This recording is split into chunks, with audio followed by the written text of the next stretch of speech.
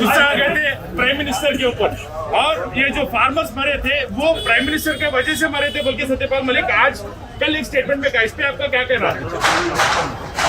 सत्यपाल मलिक साहब गवर्नर है और एक कॉन्स्टिट्यूशनल पोस्ट पर है। जब वो देश के प्रधानमंत्री से मिले और उन्होंने जो कुछ बातें कही है, ये 500 बल्कि 700 किसान जो जिनकी मौत हुई है 3 फार्मूलाज के तहत, यकीनन वो तो मोदी सरकार की जिम्मेदार है। मगर सबसे अहम बात यह है कि एक गवर्नर ये कह रहा है कि प्रधानमंत्री के सामने जब सच्चाई को बयान किया जा रहा था तो प्रधानमंत्री नाराज हो गए। तो इससे ये बात जाहिर होती है कि प्रधानमंत्री देश की जनता तो छोड़िए, प्रधानमंत्री अपनी सरकार के अपॉइंटेड गवर्नर की सच्चाई को सुनने के लिए तैयार नहीं है। तो इससे देश के प्रधानमंत्री श्री नरेंद्र मोदी का अहंकार और उनका सच्चाई को नहीं सुनना और ना मानना, ये इस बात को बताता है कि प्रधानमंत्री देश की जनता की तकलीफ से बिल्कुल दूर है। वो यकीनन एक ऐसे बादशाह हैं जो सिर्फ अपनी तारीफ और अपनी तारीफ सुनना चाहते हैं। तो वो सच्चाई को, क्रिटिसिज्म को वो सुनने के लिए तैयार नहीं है। और उन्हें जो कुछ कहा सही है। और जो किसान लॉस को जो वापस लिया गया, मैंने उस वक्त भी कहा, आज भी कह रहा हूँ कि बीजेपी ने हालत मजबूरी में किया, क्योंकि उनको नज़र आ रहा था कि ज़मीन खिसक रही है उत्तर प्रदेश में, पंजाब में, उत्तराखंड में। इसीलिए उन्होंने हालत मजबूरी में, पॉलिटिकल कंपल्शन था।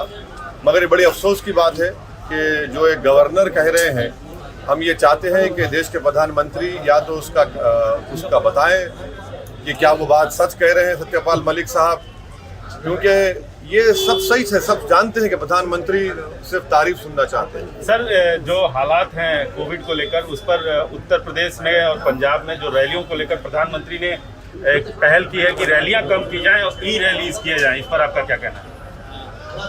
देखिए, बीजेपी की तरफ से रैलीज हो रही है, सब पार्टी की तरफ से रैलीज हो रही है, हमारी पार्टी भी रैली कर रही है। अब इलेक्शन कमीशन के आचार संहिता लगने के बाद ये देखना पड़ेगा। मगर सबसे अहम सवाल ये है कि देश के प्रधानमंत्री और बीजेपी सरकार ने जो बूस्टर शॉट का जो हमने डिमांड किया था, वो अब तक क्यों नहीं लगाया? आपने सितंबर में ऑर्डर क्यों नहीं दिया उसको? आज आपने बायोलॉजिकल ई को दिया है ऑर्डर, कब दिया आपने? और वो कब आएंगे वो जो प्रिकॉशनरी या बूस्टर शॉट बोल रहे, और वो सिर्फ इमरजेंसी ऑथराइजेशन है।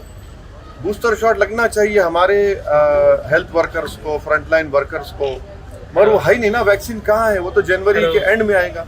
तो आप बूस्टर शॉट लीजिए, बूस्टर शॉट मुहैया कराइए देश की जनता को। जो कोविड की सेकेंड वेव में गलती की थी, दोबारा आप कर रहे हैं। सर, आज बच्चों के लिए अटैक करना नहीं हुआ। आज बच्चों के लिए वैक्सीन शुरू की गई है। हम आपके जरिए से, बल्कि हमारे पूरे पार्टी के जिम्मेदारान भी कोशिश कर रहे हैं कि 15 साल और 18 साल के दरमियान में जो आज वैक्सीनेशन का आगाज़ हुआ है, एमआईएम पार्टी पूरी जनता से अपील करेगी कि फ़ौरन 15 और 18 साल के दरमियान के बच्चे और बच्चियों को फ़ौरन वो ये वैक्सीनेशन लगाना का काम करना का शुरू। सर, एमआईएम ओपनली आतिकी अहमद को और उनके बेटे को सपोर्ट कर रहे हैं, उसका नहीं। देखिए, अतीक साहब तो हमारी पार्टी में हैं, तो अजय मिश्रा टेनी, उनका बेटा जिस पर मर्डर का मुकदमा है, वो यूनियन कैबिनेट के मंत्री हैं।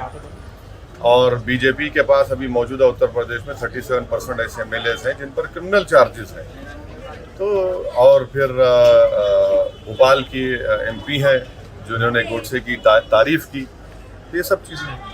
सर, अभी ये मामला उठाना, सेंटर को अटैक करना नहीं हुआ कि फॉर्मूला उसको तो अभी रिपील कर दिए थे, मगर अभी यूपी का एजेंडा नहीं है ये करना। किसका? ये जो अभी सेंटर के ऊपर अगेंस्ट सत्यपाल मलिक बोलना और अपोजिशन पे टारगेट करना, ये कितना तक आप देखते हैं, सही समझते हैं? अरे, आप तो ऐसा बीजेपी स्पोक्सपर्सन की तरह मुझसे सवाल कर रहे हैं। गवर्नर है, मजाक है क्या कोई? गवर्नमेंट ऑफ इंडिया मोदी साहब हिट कर रहे हैं, उनका अपॉइंटी है। अब आप अगर गवर्नर की बात का यकीन नहीं करेंगे, चलिए आप ओवैसी की बात का यकीन नहीं करेंगे, मगर गवर्नर है ना, गवर्नर कह रहा है कि प्रधानमंत्री सच्चाई सुनने तैयार नहीं है। और कितनी बेहिसी से देश के प्रधानमंत्री कह रहे हैं कि मेरी वजह से मरे। हाँ, आपकी कानून बनाने की वजह से किसान मरे, आप ही के कानून बनाने से बने, सारा देश जानता है। मगर 10 मिनट में प्रधानमंत्री गवर्नर से, वो खुद कह रहे हैं कि उनसे बहस हो गई, झगड़ा हो गया।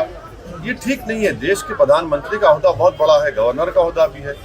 प्रधानमंत्री एक यकीनन एक बादशाह बने हुए हैं और बादशाह सलामत के दरबार में सिवाय तारीफ के और सर झुकाने कुछ मिलता नहीं था। मगर ये जमहूरियत है ना, ये तो लोकशाही है। कोई भी आकर किसी के बारे में कह सकता है, मेरे बारे में कह सकता है। तो हम तो उम्मीद करेंगे कि प्रधानमंत्री और ज्यादा सच्चाई को सुने। कड़वी जरूर है, जैसा कि बेरोजगारी बढ़ चुकी है, कीमतें बढ़ चुकी हैं। ये प्रधानमंत्री अगर नहीं सुनना चाह रहे तो हम पुकार कर कह रहे हैं कि आप तक पहुंच जाए ये बात। सर आखिरी सवाल, गिटहब पे आपको कुछ कहना है? महाराष्ट्र में जो अभी ऑनगोइंग इश्यू है गिटहब का इश्यू जो चल रहा है अभी, अरे हैदराबाद के 2 लड़कियों को, हैदराबाद के मैंने पूरे देश के जो मुसलमान पढ़े लिखे महिलाएं हैं, पढ़े लिखे हैं, काबिल हैं, अपने आप में काबिल है, उनके ताल्लुक से आप उनके हर्राज का ऐलान करते हैं, उनके ऑक्शन का ऐलान करते हैं।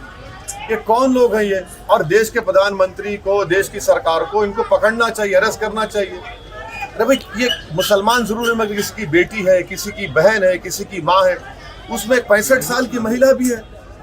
एक गंदगी की हद हो गई है। ये तो दीमक की तरह देश को खा रहे हैं। हम उम्मीद करते हैं कि गवर्नमेंट ऑफ इंडिया और खास तौर से MHA में जो काउंटर रेडिकलाइजेशन सेल है वो हरकत में आए। काउंटर रेडिकलाइजेशन सेल तो सिर्फ मुसलमानों के लिए इस्तेमाल होता, इनके लिए इस्तेमाल करें। आखिर कौन है ये लोग जितने रेडिकलाइज होकर देश के महिलाओं को, देश के बच्चियों को उनकी तस्वीर डालकर इस तरह से उनसे बर्ताव कर रहे हैं? ये तो पूरे देश को कंडेम करना चाहिए।